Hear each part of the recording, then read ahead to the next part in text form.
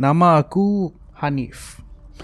Ini adalah kisah atuk aku yang pernah dia ceritakan suatu ketika dahulu. Atuk aku ni bekerja sebagai penjaga stesen kereta api. Jadi banyaklah kisah pengalaman yang dia ceritakan kepada kami adik-beradik. Tapi yang aku tak akan lupa ialah kisah tentang stesen kereta api Bakershill. Menurut atuk, Bakershill ni adalah sebuah kawasan terpencil yang terletak di kaki gunung di salah sebuah negeri di Malaysia. Hari ini, kalau korang cari Bakershill memang tak akan jumpa. Seakan-akan ada pihak yang cuba menyembunyikan lokasi sebenar stesen kereta api ini. Apa yang pasti, menurut atuk, Bakershill adalah sebuah kawasan pergunungan. Kereta api ni agak ganjil sedikit sebab yang bina tiada siapa yang tahu. Semasa Perang Dunia Kedua dahulu, ia digunakan oleh tentera Jepun untuk menyeludup tentera dan senjata. Hanya semasa zaman pihak British, ia digunakan untuk mengangkut penduduk kampung yang tinggal di kaki gunung, membawa mereka ke pekan berdekatan. Pada waktu inilah atuk aku ditugaskan untuk menjaga stesen kereta api di situ. Dialah yang akan memastikan kawasan stesen kereta api itu terjaga. Atuk kata semasa dia mula-mula ditugaskan di situ, dia rasa tak sedap hati sebab ialah stesen kereta api Bakershill ni terletak jauh di dalam pendalaman. Katanya kalau tak ada yang menaiki kereta api, keadaan sekeliling akan sunyi sepi. Sunyi ini hanya dipecahkan dengan bunyi kereta api yang datang dan pergi. Katanya, kereta api hanya datang setiap 6 jam dan 3 hari seminggu, iaitu pada hari Isnin, Rabu dan Ahad. Untuk hari-hari yang lain, memang keadaan sunyi dan menyeramkan. Walaupun stesen kereta api hanya 3 hari seminggu, atau aku perlu untuk tinggal di sana untuk memantau keadaan sekeliling. Kisah menyeramkan bermula bulan ketiga dia bertugas di situ. Sekitar pukul 11 malam, Atok dikejutkan dengan bunyi kereta api yang datang dari jauh. Dia terbangun dan melihat jam. Bila tiada kereta api yang sepatutnya tiba pada waktu itu, dia segera bangun, memakai uniform dan bersedia untuk menyambut kereta api. Dia keluar dari bilik dan melihat keluar. Keadaan gelap gelita.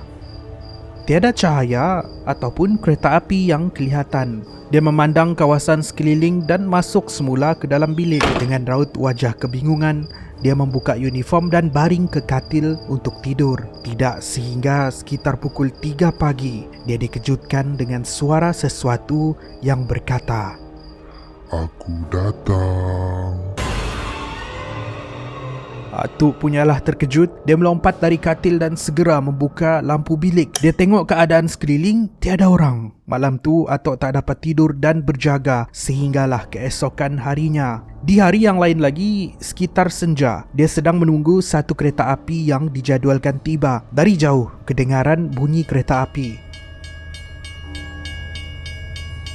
Dia boleh nampak orang ramai di dalam kereta api. Tapi semakin dekat dan dekat, dia mula perasan kereta api ini hanya dinaiki oleh beberapa orang kampung. Dia hairan sebab dari jauh macam ramai, tapi yang sampai hanya beberapa orang sahaja. Bila semua orang dah turun, Atok perasan ada seorang penumpang di belakang sekali masih lagi duduk. Orang ni berpakaian serba hitam dan kepala dia berhayun ke atas, ke bawah, ke atas, ke bawah. Atok cuba tegur dia tetapi dia tidak menjawab. Atok risau kalau terjadi apa-apa dengan penumpang ni. Dia masuk ke dalam kereta api tapi sejurus melangkah naik, penumpang misteri ini hilang.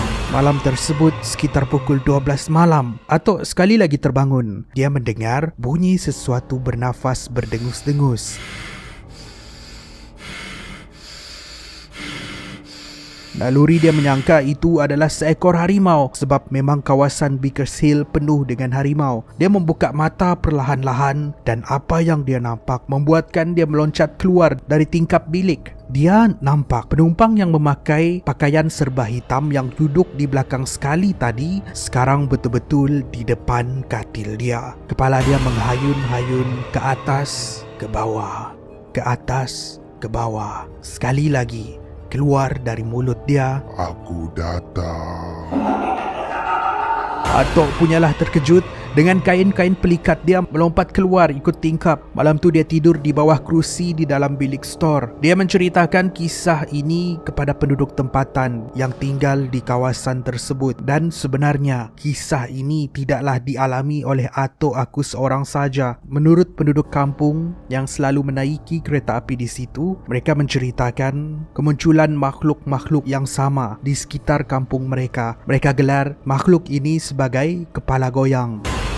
Sebab bila makhluk ni muncul, kepala dia akan bergoyang ke atas, ke bawah, ke atas, ke bawah. Kisah seram stesen Bakersfield ni tidak berhenti di situ. Atok cerita lagi, setelah 6 bulan dia ditugaskan di situ, penduduk kampung kecoh dengan satu kejadian misteri yang berlaku melibatkan kereta api tersebut. Kononnya, kanak-kanak yang menaiki kereta api ini tidak akan sampai ke pekan. Mereka akan hilang ketika di dalam perjalanan menuju ke pekan. Kejadian ini bukan berlaku sekali, tetapi berkali-kali sehingga kanak-kanak takut untuk naik kereta api Bakersfield. Bila mereka menyangka yang kanak-kanak ini terjatuh dari kereta api, pencarian dilakukan di sekitar landasan, tetapi jejak mereka tidak ditemui oleh orang kampung. Beberapa hari selepas kejadian ni, berlaku lagi satu kejadian misteri. Sekitar pukul 11 malam, hari Khamis malam Jumaat. Sekali lagi, atuk aku ceritakan dia dikejutkan dengan bunyi kereta api yang datang mendekati stesen kereta api Bakersfield.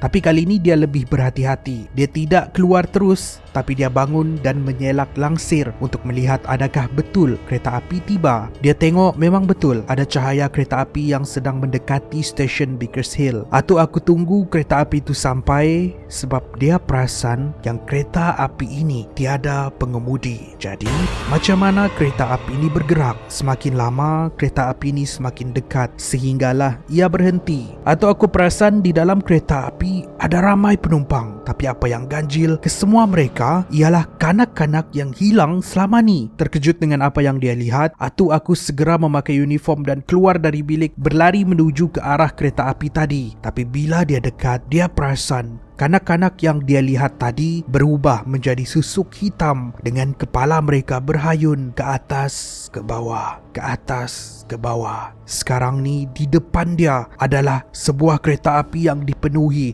dengan makhluk yang orang kampung gelar sebagai makhluk kepala goyang. Pada masa yang sama, mereka perlahan-lahan memalingkan kepala melihat atuk aku yang pada waktu itu sedang memakai kain pelikat dan hanya bersinglet. Keluar dari mulut mereka, Kami datang.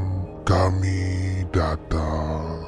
atuk aku segera berlari naik ke atas. Dia kunci bilik dan bersorok di bawah katil sehinggalah keesokan paginya. Insiden inilah yang membuatkan atuk aku putus asa. Dia dah tak mahu jaga stesen kereta api Bakersfield dan memutuskan untuk tinggal di rumah salah seorang penduduk kampung. Sebaik sahaja fajar menjelma, dia kemas semua barang-barang dia dan melangkah menuju ke kampung berdekatan. Sebelum ni dia tak pernah pergi ke kampung sebab terlalu sibuk menjaga stesen kereta api. Dia melangkah satu persatu memasuki kawasan hutan yang membawa ke kawasan rumah orang kampung. Tapi pelik, setibanya dia di situ, dia dikejutkan dengan satu benda yang dia tak pernah jangka. Dia perasan banyak rumah-rumah usang di kampung tu. Dia hairan dan cuba menjerit memanggil penduduk kampung yang ada di situ. Sehinggalah dia berada di hujung kampung dan tersedar kampung yang selama ni dia sangka ramai orang, rupa-rupanya sudah lama ditinggalkan kosong dan berusang. Bulu roma dia berdiri tegak. Datang pelbagai soalan di dalam kepala dia. Selama ni siapa yang naik kereta api? Pada waktu inilah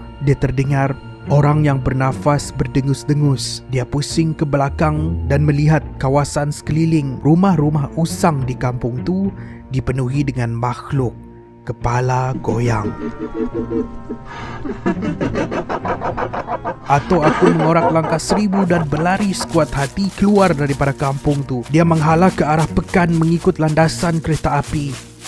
Sehinggalah 4 jam kemudian barulah dia sampai ke pekan dan menghubungi rakan kerjanya yang lain. Atuk menceritakan kepada rakan kerjanya yang bernama Pak Din tentang pengalaman dia menjaga stesen kereta api Bakershill, dan Pak Din menceritakan kisah sebenar kepada atuk aku. Kata Pak Din, di situ memang tak ada orang lagi. Dah lama orang tak naik kereta api di situ. Orang-orang kampung yang menggunakan kereta api itu dulu sudah tiada lagi yang tinggal di situ. Kampung yang kau sangka ramai orang tu sudah lama ditinggalkan kosong. Orang-orang yang kau nampak tu bukan orang. Kata Pak Din lagi, atuk aku diletakkan di situ hanya untuk menjaga tempat tu je. Tiada kereta api yang sepatutnya beroperasi di situ. Kisah inilah yang membuatkan datuk aku trauma untuk menjaga stesen kereta api yang terletak di kawasan yang terpencil. Dan itulah kali terakhir atuk bekerja di stesen kereta api. Menjadikan itu satu pengalaman yang tidak dapat dia lupakan, yang sering dia ceritakan kepada kami.